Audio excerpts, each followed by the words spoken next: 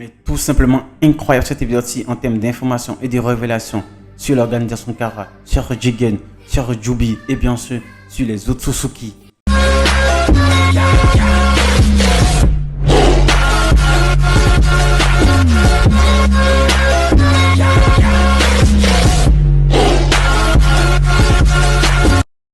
Yo les gars, ça va pour dedans, j'espère que vous allez tous bien. Aujourd'hui on se retrouve pour la revue de l'épisode 213 de Boruto.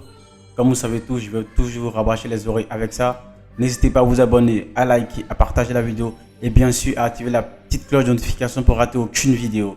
Maintenant que c'est fait, nous pouvons commencer la revue de l'épisode 213 de Boruto.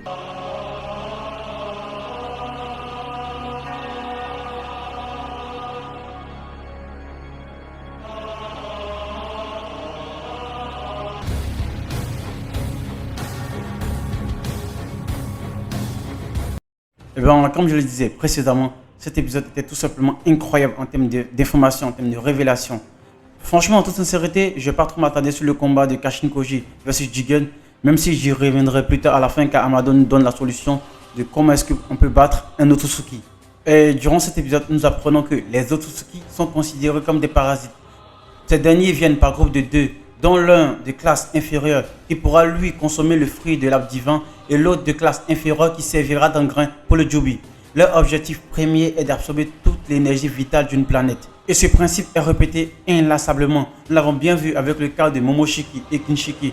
Mais ce que je ne comprends pas avec le personnage de Momoshiki et Kinshiki, c'est que nous avons su durant cet épisode que tous les Otsutsuki viennent toujours par groupe de deux, mais ces derniers sont accompagnés d'un Jubi. Cette Jubi se transformera en arbre divin qui plantera ses racines dans la terre afin d'épuiser toutes les ressources, toute l'énergie vitale de cette planète. Très bien vu, plutôt avec le personnage de Momoshiki et Kinshiki, ces derniers sont venus sans Jubi. Alors la question que je me pose, c'est pourquoi est-ce que ces derniers sont venus sans Jubi, sachant très bien qu'il existe déjà un Jubi sur la terre et encore plus le Jubi qui était vaincu lors de la 4e Gange Shinobi. Et dans ce cas, à qui appartient le Jubi qui est gardé par corde? Car même Amado affirme ne pas savoir qu'est-ce que fout ce Jubi dans le monde de Boruto. Et moi j'ai une hypothèse juste pour ça, je sais pas, c'est juste une hypothèse, une théorie. Cela ne veut pas dire forcément que c'est la vérité, c'est pas parce que je lis le manga que c'est forcément la vérité, je tiens à le souligner. Nous savons tous que Momoshiki et Kinshiki étaient à la recherche de Kaguya. Et dans Naruto, nous avons su que Kaguya fuyait des membres de son clan. Et moi, mon hypothèse est que Kaguya a sûrement volé le Jubi de Momoshiki et Kinshiki d'obtenir 2 fruits du chakra pour elle et bien sûr pour son supérieur Ishiki Otsutsuki. Donc cela explique totalement la venue de Momoshiki et Ishiki car ces derniers veulent récupérer les Jubi et profiter par la suite pour faire la peau à Kaguya. Et nous apprenons pour je ne sais quelle raison Kaguya aura trahi son chef, son supérieur Ishiki Otsutsuki afin de ne pas servir d'engrais pour le Jubi. Et normalement suite à cela, Ishiki aurait dû perdre la vie. Mais ce dernier a accidentellement rencontré un moine du nom de Jigen et ce dernier lui a pénétré le corps. Langage n'est pas sorti de son contexte. Lui a pénétré le corps grâce à sa technique, le Daikokuten, ce qui lui a permis de se rétrécir et de pénétrer l'oreille de Jigen. Et ce dernier s'est installé dans le corps de Jigen et a fini par se nourrir de ses éléments nutritifs. Et par la suite, après possession de son bras, près de sa jambe et par fini de son cerveau. Et ce qui lui a permis de pouvoir lui implanter le karma par la suite. Et en ce qui concerne le karma, nous apprenons tellement de révélations durant cet épisode-ci. Déjà, avant de commencer à énumérer toutes ces explications, déjà nous savons tous que le karma est juste un sceau imposé par un Otsutsuki à un autre. Ce qui permet à l'autre de pouvoir utiliser les pouvoirs de l'Otsutsuki en question. Que ce soit le renforcement de la vitesse, l'absorption, la régénération rapide. Mais jusqu'à présent, nous ne savons toujours pas pourquoi cet Otsutsuki implante son karma à un autre. Ou si vous voulez, un réceptacle. Et franchement, les révélations qui ont été faites, c'est tout simplement hallucinant. Je vais énumérer les révélations que nous avons eues sur le karma. Prenons le cas de Boruto. En ce qui concerne le karma de Boruto, Momoshiki lui a incrusté le karma. Donc en outre, Momoshiki a créé une copie numérique de lui-même qui a implanté à Boruto. Donc en outre, le karma est une sauvegarde compressée d'un Otsutsuki. C'est complètement fou comme information. Et c'est pas terminé. Et nous apprenons aussi que ce fichier se décompresse progressivement. C'est ce qui se passe en ce moment même dans le cœur de Boruto. Comme nous l'avions constaté lors du combat face à Boro, lorsque Momoshiki est apparu et a pris possession du corps de Boruto. Et le point critique de tout ceci, c'est que lorsque tous ces données seront extraits, elles écraseront l'espace corporel de Boruto, qui cessera totalement d'exister. Voici comment est-ce que les Otsutsuki échappent à la mort ou entre autres renaissent sans cesse. Donc entre autres, cela signifie que Boruto va se transformer en Momoshiki et ce dernier cessera mais complètement et mais carrément d'exister. Et la seule connaissance d'Amado pour mettre fin à ceci est de mettre fin dès maintenant à la vie de Boruto. Car sans cela, Momoshiki renaîtra à travers le corps de Boruto. Et à travers ces informations, on peut en déduire mais tellement de théories. Déjà avant de déduire des théories et autres, on va commencer déjà par le cas Kawaki. Nous savons tous maintenant que le Kama est un sceau Otsutsuki apposé à un autre afin que ce dernier puisse renaître à travers cet autre ou à travers cette personne, c'est comme vous voulez. Et moi, la question qui me vient en tête est qui est dans le corps de Kawaki? Sachant très bien que Ishiki Otsutsuki est dans le corps de Jigen. Alors qui est dans le corps de Kawaki? Et une question qui me vient en tête, lorsqu'on voit l'ellipse où on voit Kawaki et Boruto adultes, qui contrôle le corps de Boruto? Est-ce que Boruto contrôle finalement son corps ou c'est plutôt Momoshiki qui a pris possession du corps de Boruto? Est-ce que Boruto est toujours gentil? Et si Momoshiki a réussi à contrôler ou à prendre plutôt le corps de Boruto, pourquoi on ne voit pas la transformation en Otsutsuki?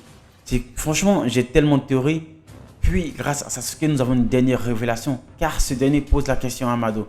Pourquoi est-ce que Ishiki Otsutsuki ne ressuscite pas à travers le corps de Jigen?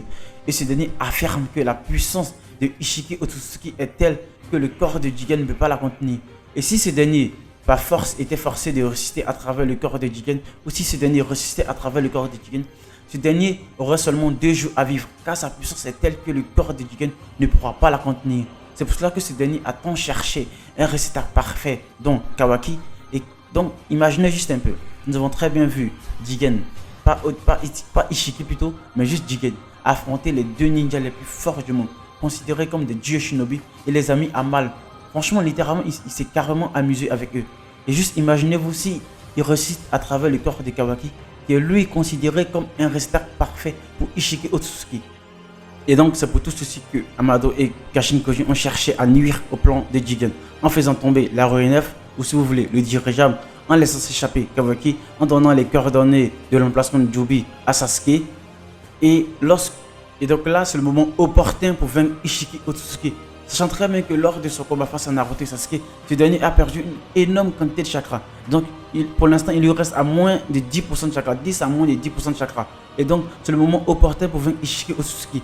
Et Kashin Koji a pris la responsabilité de vaincre Ishiki Otsutsuki. Et cela en dit long sur les capacités de Kashin Koji.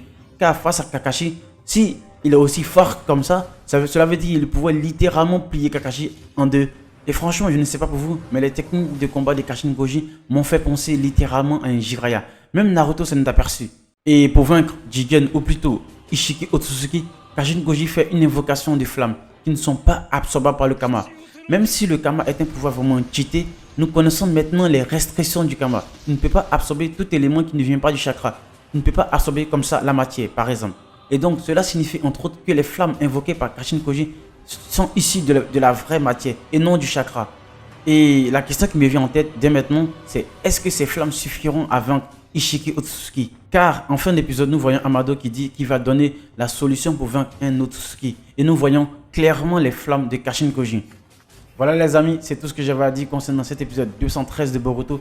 J'espère que vous avez kiffé la review. Et franchement, si j'ai un conseil à vous donner avant de vous quitter, c'est de continuer Boruto. Surtout, ne manquez pas le prochain épisode de Boruto. Mais moi, j'ai hâte de voir le prochain épisode de Boruto.